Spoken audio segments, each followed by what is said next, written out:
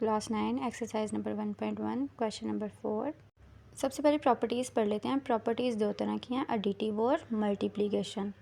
सबसे पहले हमारे पास आ जाती है क्लोजर। क्लोजर में हमारे पास क्या है कि a प्लस बी का जो आंसर आएगा वो एलिमेंट होगा रियल नंबर का। इसी तरह a और b को मल्टीप्लाई करके जो आंसर आएगा वो रियल नंबर होगा।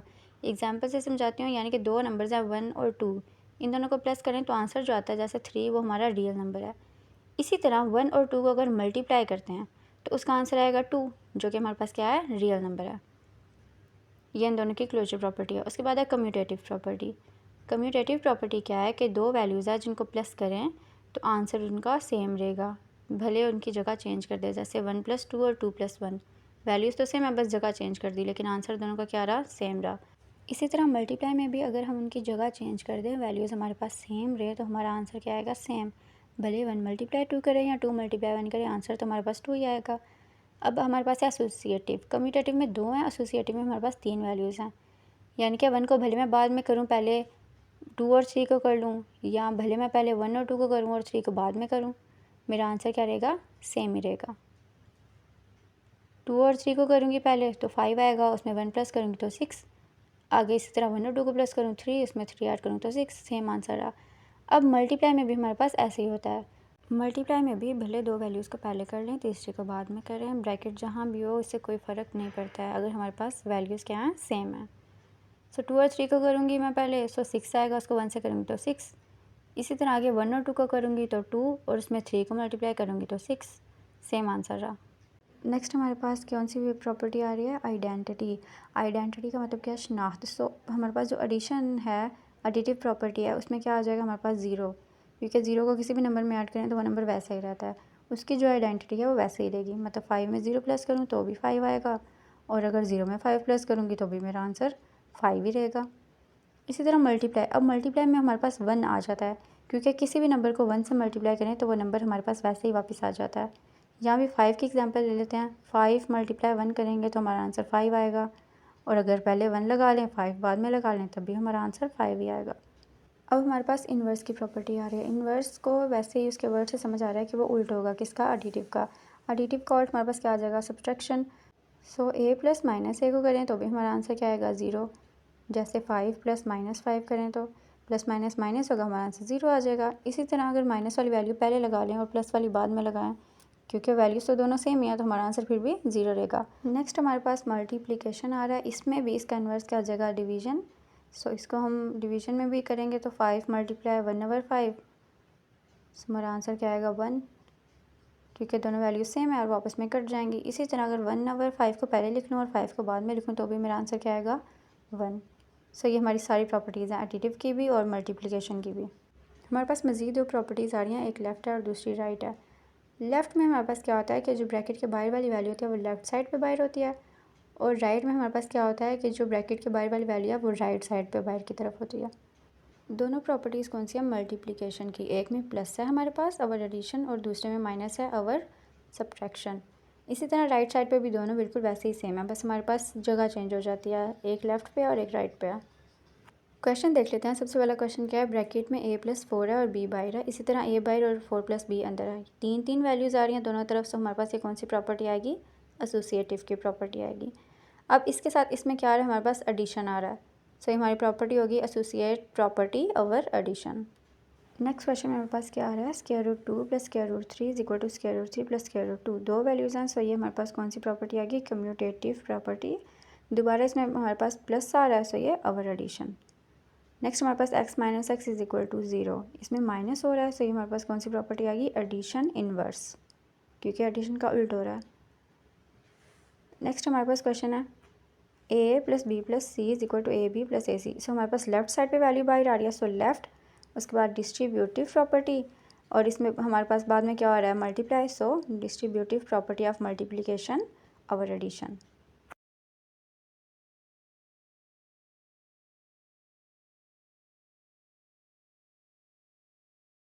नेक्स्ट क्वेश्चन हमारे पास आ रहा है 16 + 0 = 16। सो हमारे पास क्या है, एडिटिव आइडेंटिटी, क्योंकि उसको शो कर रहा है कि 0 को किसी वैल्यू के साथ प्लस करें तो आंसर क्या आएगा, वही।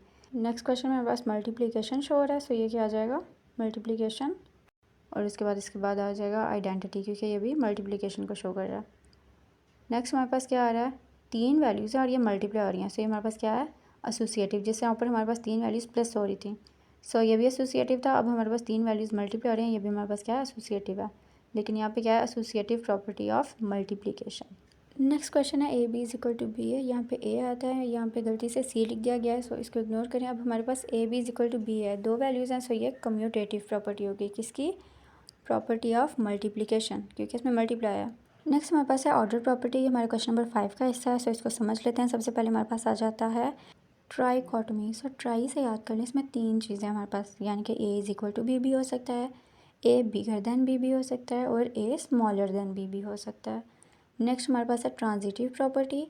इसमें क्या है कि अगर ए जो है वो बड़ा है बी से और उसके बाद बी बड़ा है सी से, सो इनडायरेक्टली ए किससे बड़ा हो गया, सी से, क्योंकि सी तो सबसे छोटा हो गया और ए सबसे बड़ा हो गया। अब अगर ए छोटा है बी से और इसी तरह बी छोटा है सी से, सो इनडायरेक्टली ए जो है वो सबसे छोटा हो गया, यानी कि सी से भी छोटा हमारे पास क्या आ गया, ए। नेक्स्ट हमारे पास एडिटिव प्रॉपर्टी है। ये क्या है कि अगर ए बड़ा है और बी छोटा है और मैं दोनों के साथ सेम वैल्यू प्लस करती हूँ, तो फिर भी मेरे पास चीज़ वैसे ही रहेगी, यानी कि ए बड़ा ही रहेगा, बी छोटा ही रहेगा। और अगर ए छोटा है, बी बड़ा है, तब भी दोनों के साथ सेम वैल्यू प्लस करूँगी तो ए छोटा ही रहेगा और बी जो है वो बड़ा ही रहेगा। इनके साइन चेंज नहीं होंगे हमारे पास। मल्टीप्लाई में भी सेम वैसे ही है जैसे हमने एडिशन में किया।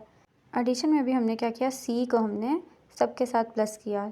सो सी को प्लस करने के बाद भी हमारे जो सैम्बल थे वो वैसे ही रहे, कोई भी चीज़ चेंज नहीं हुई। इसी तरह मल्टीप्लिकेशन में भी है, जो चीज़ छोटी है वो छोटी रहेगी, जो चीज़ बड़ी है वो बड़ी रहेगी। अब नेक्स्ट तीन वैल्यूज़ हैं, यहाँ पे ए बी सी और डी है। अब एक बात समझा दूँ कि बी और सी सेम है, ठीक है। अब ए बड़ा है और बी और सी तो हमारे पास सेम है और डी सबसे छोटा है। सो ए के साथ सी लगाऊं और बी के साथ डी लगाऊं, तब भी मेरे पास ए बड़ा ही रहेगा और डी मेरे पास छोटा ही रहेगा, क्योंकि मैंने पहले समझाया बी और सी सेम है। अब अगर ए छोटा है और डी सबसे बड़ा है, सो बी और सी तो हमारे पास वैसे ही सेम है, जैसे ऊपर सेम था वैसे नीचे सेम है। सो इसी हालत में भी हमारे पास जो ए है वो छोटा ही रहेगा, भले उसके साथ सी लगाऊं या बी लगाऊं, और जो डी वाली साइड है वो बड़ी रहेगी। सैम्बल्स हमारे पास चेंज नहीं होंगे। डिवीजन में भी हमारे पास वैसे ही है, जैसे हमने सी को सबके साथ किया, इसी तरह ए छोटा है बी बड़ा है या ए बड़ा है बी छोटा है, जो सेम वैल्यू है तो साइन हमारे पास वैसे ही रहेगा। अब आ जाते हैं रेसिप्रोकल की तरफ। इसमें क्या है कि अगर हम उसके ऊपर 1 लगा देते हैं, फिर भी हमारे पास जो सैम्बल्स हैं वो चेंज नहीं होंगे, क्योंकि दोनों के ऊपर हमने सेम वैल्यू रखी है। सो ये हमारे पास सारी ऑर्डर प्रॉपर्टीज़ हैं। सबसे पहला क्वेश्चन है -3 इज स्मॉलर देन -1, और इसको उन्होंने 0 और 2 में चेंज किया हुआ है। ये कैसे चेंज हुआ?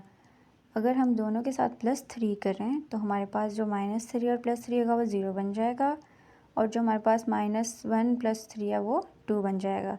मतलब इन्होंने इसमें एडिशन किया हुआ है, सो ये हमारी एडिटिव प्रॉपर्टी है। नेक्स्ट क्वेश्चन देखते हैं। इसमें इन्होंने हमारे पास क्या किया हुआ है, जो ए और बी है इसके ऊपर उन्होंने 1 लगा दिया हुआ है। सो 1 हम कब लगाते हैं, रेसिप्रोकल प्रॉपर्टी में। से हमारे पास कौन सी प्रॉपर्टी है, रेसिप्रोकल।